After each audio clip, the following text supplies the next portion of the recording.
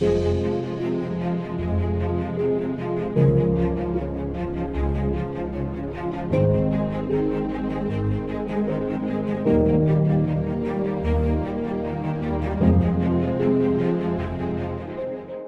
is part 3, celebrating the 90s, Pastor. The 70s, very eventful. The 80s, the 90s, very significant in this season. Tell us more about your ministry in the 90s. I finished my studies in 1991. Charles Top had retired in 1990 and gone back to the US. So when I come back, they don't have a senior pastor. They don't have an associate pastor, because the associate pastor had left before I came back. So they only had an interim senior pastor? Yes. So the one I found here. So I came back to my position as associate pastor, ministry with the young people, and we were just doing amazing things. And then the leadership said we need a pastor. Yes. And a local pastor. Yes, and so a search committee was put together to seek for a position, to fill the position of the senior pastor. And so I applied, was part of the process, and later I was given that position. And the process was visiting, preaching? Yeah, in fact, they visited us even at home. They visit where we were, our parents, and it was a very rigorous. And that time you were still single? I was very single. As you have been interviewed as a single pastor? Yes. Well, how was that process for you, Pastor? Because most people may not know that you were single then. It was okay. It was okay for you? No, I had no problem. See, I had been serving in Paki for so many years. And for them, they had no issues with hiring a single pastor as a senior? It never came to their mind. Wow. Yes. I was a single deacon for many years. You were a single deacon? Yeah, so it did not come to mind. It was not an issue. Okay. But people like Gishane and some of the older deacons were always trying to look for people to interest me. And the older ladies? And the older ladies. Yeah. Like Margaret Mutiso, but I was focused. You are focused serving the Lord. Yes. So you became the senior pastor. Were you ordained again as a senior pastor? No, I was not ordained as a senior pastor. Since I had already been ordained as the associate, as a pastor in an associate capacity, I was not reordained as a senior pastor. So how was that transition for you? I just said, hey, I have a church to lead. I have already a very active deacons board and a great council. And I was just focused on preaching, discipling, singing, the whole works. So in the 90s, it began with you being the senior pastor. Yes. It seemed that a lot was happening in your life in the early 90s. Yes, one thing I thank God for is that when I was in the US, a lot already had been put in the foundations in terms of we had this land in Westlands. What are we going to do with it?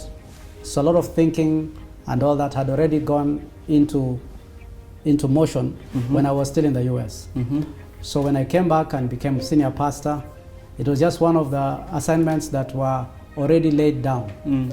So that in 1992, 93, we put the foundation stone at Westlands.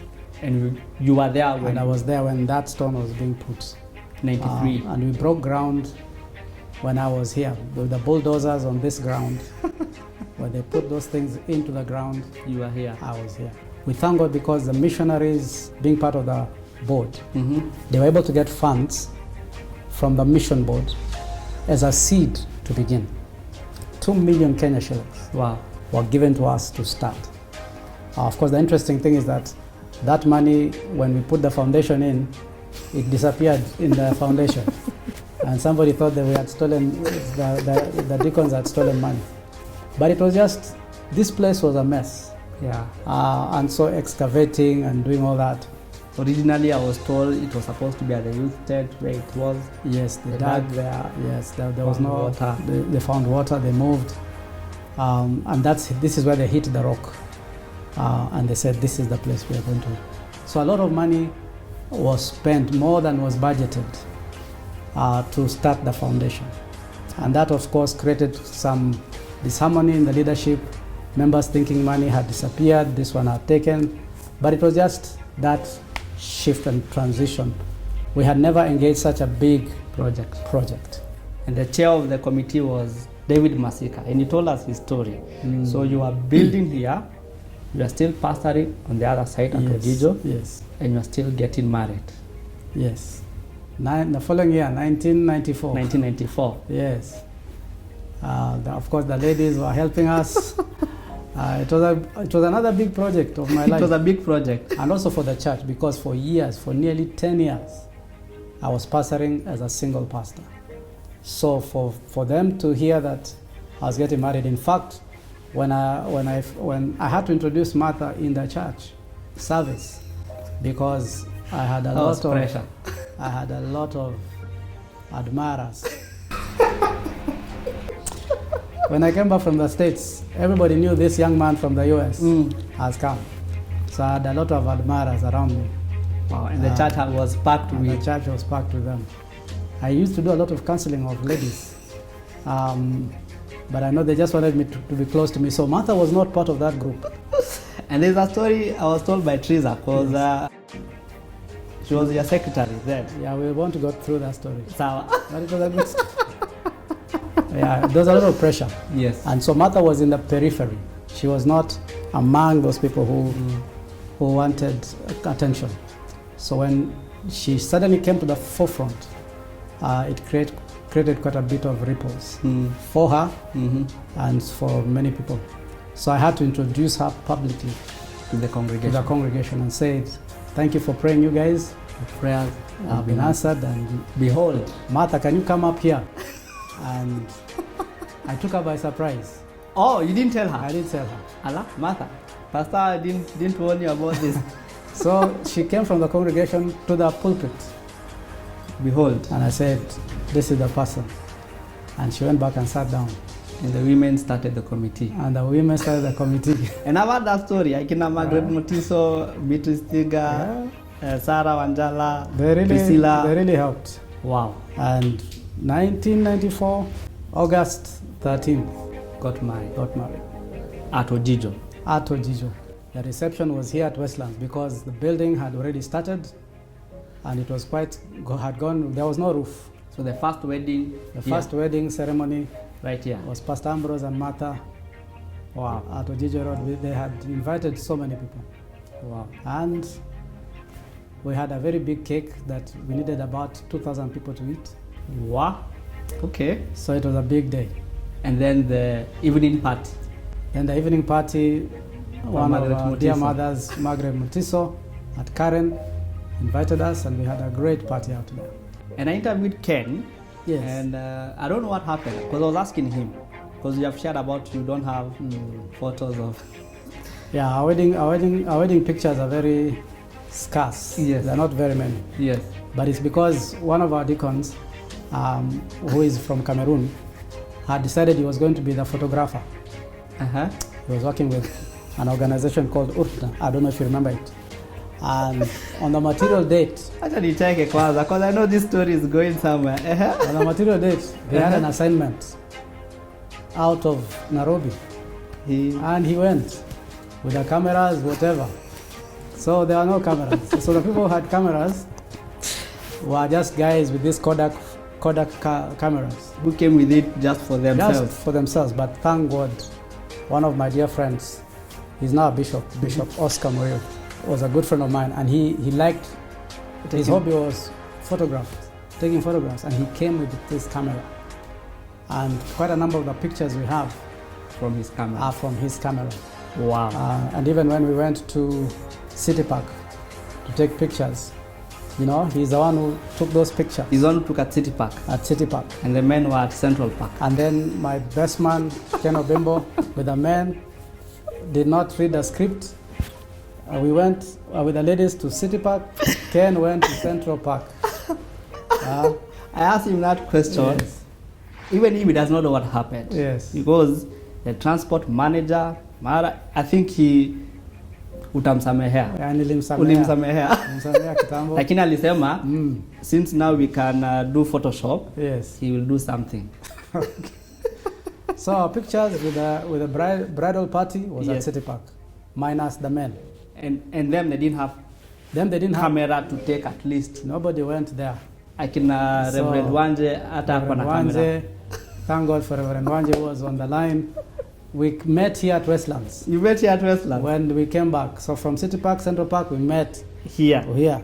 So the few pictures that are there are for the reception And also for the evening party. and for the evening party. So that was a key moment for you because now our pastor is married. Married, now we can bring him marital issues. Wow. I was really upgraded after that wedding. Yes, the community of Paki. So we thank God for Martha. Of course, after that, we left for our honeymoon. The senior deacon who put us together, RevAmbrose, offered his place in Harare, Wow.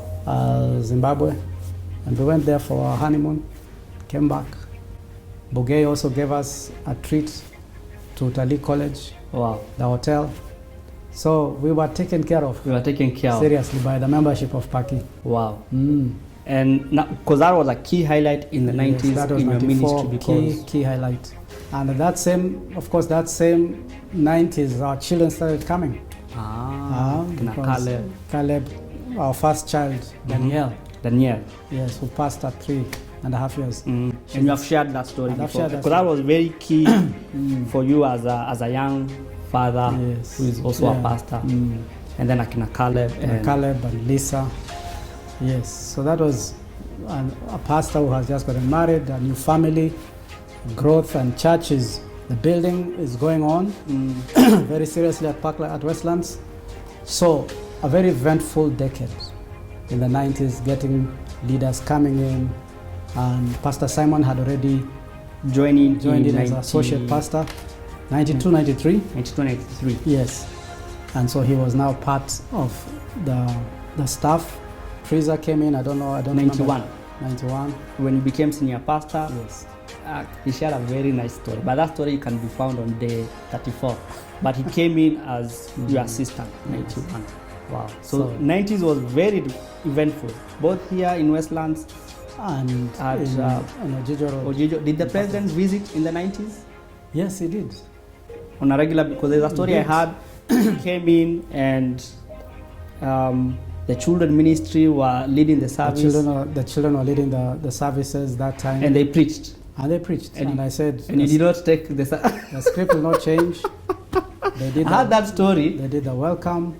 I They said, did the singing. They did the prayer for offerings. and they preached. And one young man preached. Wow. So I just came in to summarize what he said. Wow. And the service was it. Pastor, if it was me, I could have told the children, now you will preach next week. The president has come, but you said you guys had planned, continue You with have to what? continue. Wow. And the president was very, very impressed. Wow. He was very blessed. Okay, as we come towards the end of the 90s, anything that you want to share with us in your 40 years journey? Well, just thanking God for the 90s, because that's where also growth began to happen. You see, now we now had a complete national leadership. Some of the missionaries were also disengaging. They were transitioning. And leaving, and so we had a local leadership. And now we owned the church as nationals. One of the missionaries who stayed with us for a long time, Jack Yates.